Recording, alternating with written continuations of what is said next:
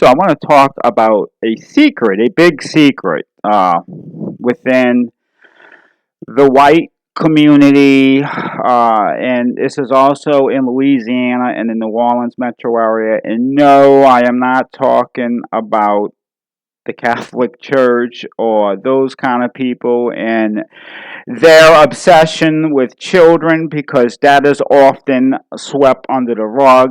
Now, I had talked about this before, how they always want uh, the a boogeyman, to be either drug dealers, drug users, or maybe like a terrorist in the Middle East. But what they never want to do is they never want to neglect those and let up on the fear factor, because the next group that will be criticized or ridiculed or put under a microscope will be white people who play with children sexually.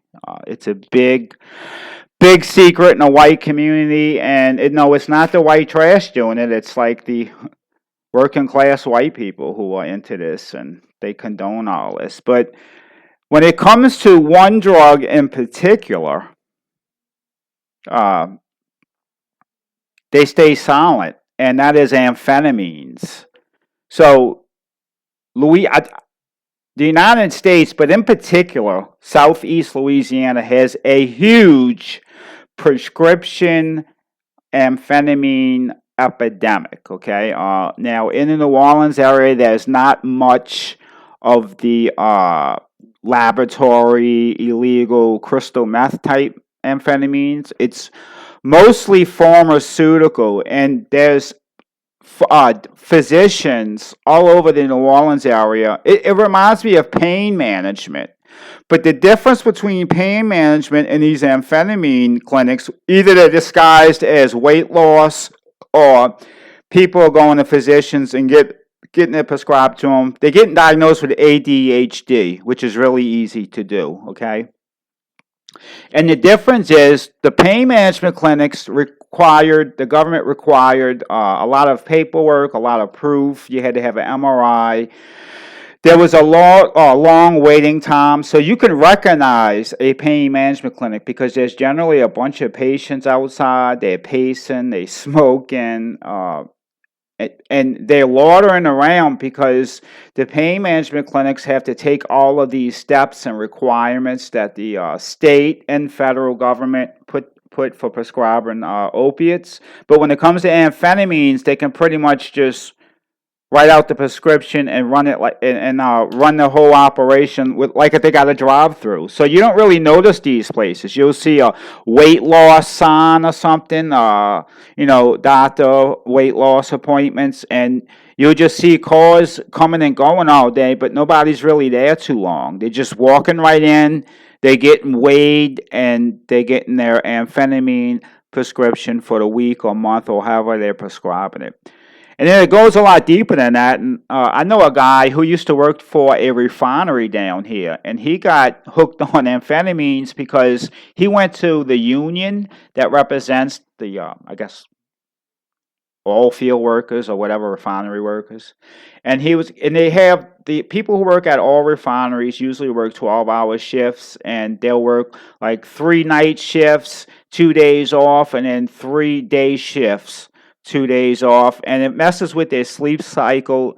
And what happens is this guy went to his union rep and told him he was having problems staying awake, and they recommended him to the union doctor, and they just started prescribing him amphetamines. A lot of law enforcement officers are using amphetamines. A lot of working professionals within the white community or using and abusing amphetamines. And what's being created here is it's going to be a really bad epidemic soon, and when they get the rug pulled from under their feet, just like chronic pain sufferers did. And I'll explain to you how this happens. They are freely prescribing these Schedule II amphetamines to people for weight loss, ADHD, and God knows what else. It's allowed to be prescribed off label, I believe, even though it's a narcotic. Very, very loose. It's never spoken about. Nobody talks about all these weight loss doctors and ADHD prescriptions uh, being filled. And what's going to happen one day is they're going to crack down on it. And what happens to the brain when you use amphetamines for a long period of time is it stops working. Okay, so let me just go off subject one bit. Talk about the brain. People make a mistake. The drug community or whatever, drug rehabilitation community, they refer to an opiate, someone who's dependent on opiates as they are going through withdrawals or they detoxing. These are bad words. These are words that are more appropriate for alcohol abuse because alcohol is something that you detox from. What happens with opiates is your brain just stops working once you start taking opiates for an extended period of time. Your brain just stops working and it's not producing. It's like 8 different chemicals, for lack of better words. That your brain isn't like serotonin, dopamine, and all these chemicals. Your brain just isn't producing them anymore. So you're not detoxing from anything. You're not, dirty with a substance that's preventing your brain from doing anything. Your brain has shut down, and this is why you hear people complaining years and years after their last dose of opium or opiates that they're still having problems. They're still having, they call it PAWS, post-acute withdrawal syndrome, but there's nothing acute about it. It goes on forever, and sometimes the brain never fully comes back. Well, this is the same thing that happens with amphetamines. It pretty much does almost the same thing to the receptors. And again, it's not that they're toxic with some kind of substance and they need to detox from it. And it's, the reason why their brain's not working is because they're going through some type of withdrawal. It's not a withdrawal at all. Their brain just stopped working. So what's going to happen soon, and you can bet on this, they're going to start cracking down on prescription amphetamines. And what's going to happen to all these millions of Americans? And I had the actual number. It's unbelievable. It's something like 5 million Americans are being prescribed amphetamines right now. And it might even be higher than that. The 5 million might have been just one particular brand or prescribed for one particular reason, like for ADHD or whatnot.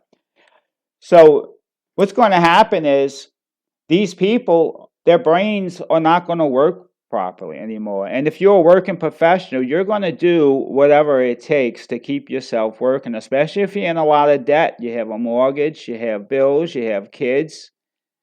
And you're going to see a rise in laboratory manufactured methamphetamine. You're going to hear a rise in use in this. People will start using small amounts, similar to the way they used heroin when they could not obtain milder prescription opiate pain relievers. So, big problem in the Deep South. When I walk around my town, I hear women all the time. It's just like white women in their 30s talking to one another about their Adderall prescription and how they're losing weight and whatnot. And you hear it's an epidemic. It's a lot of people. I'm actually going to pause this and get a number for you here.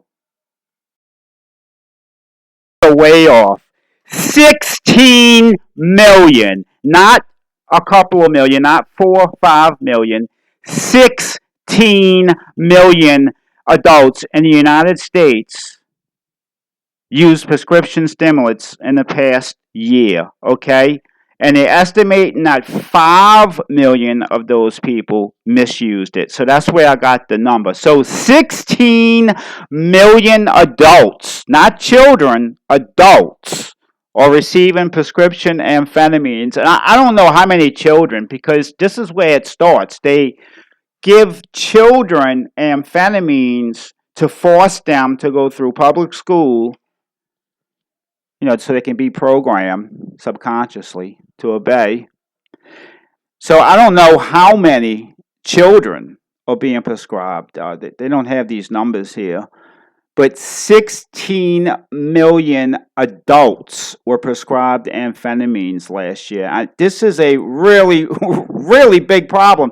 You're talking about everyone in Los Angeles, everyone in New York City. So imagine all those people, everyone in Los Angeles, everyone in New York City, and let me give you a hint who's being prescribed prescription amphetamines. It's not Jose. It's not the Asian immigrants. It's not black folks. Black folks aren't into amphetamines. It's white people, and it's a lot of working class white people and conservative white people. And it's the elephant in the room, and when you speak about this down here, people squirming are very, very defensive about it. I mean, you can tell who takes a prescription amphetamine because as soon as you bring it up and you try to compare it to the opiate epidemic, they get really, really offended. And of course, people aren't dropping dead while they're using it. They're dying in other ways. A lot of people are dying from heart-related issues, strokes, things of that nature, and it's not being properly contributed to the actual abuse or use of amphetamines. So 16 million adults in the United States were prescribed amphetamines last year.